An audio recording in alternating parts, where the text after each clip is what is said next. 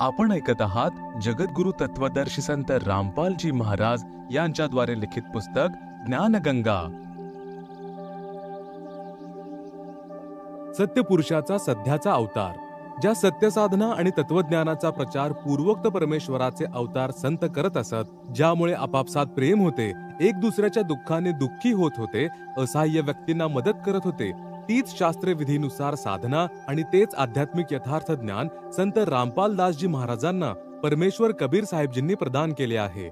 मार्च 1997 फाल्गुन शुक्ल प्रथमेला सकाळी 10 वाजता जिंदा महात्म्याच्या रूपात परमेश्वर कबीर साहेबजींनी सत्यलोकातून येऊन संत रामपालदासजी महाराजांना सतनाम आणि सारनाम दान करण्याचा आदेश देऊन अंतर्धान पावले।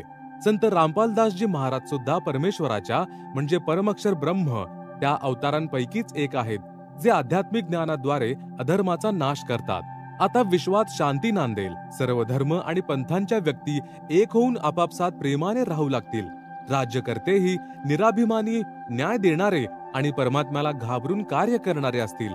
जनतेचे सेवक बनून निष्पक्षपातीपणाने कार्य करतील। धर्तीवर पुन्हा सत्ययुगासारखी स्थिती निर्माण होईल। सध्या पृथ्वीवर संत रामपालदासजी महाराज ते अवतार आहेत। आता घरोघरी परमेश्वराच्या ज्ञानाची चर्चा होईल।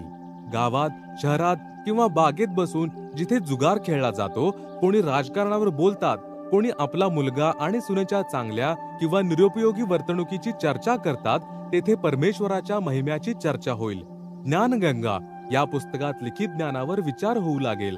परमात्म्याचा महिमा स्तुती गान केल्यानेही जीव पुण्याचा भागीदार बनतो।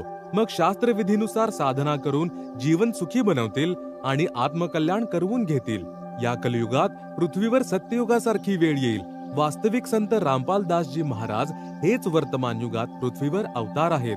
अधिक माहितीसाठी कृपया धरती पर अवतार संपूर्ण हे पुस्तक वाचावे।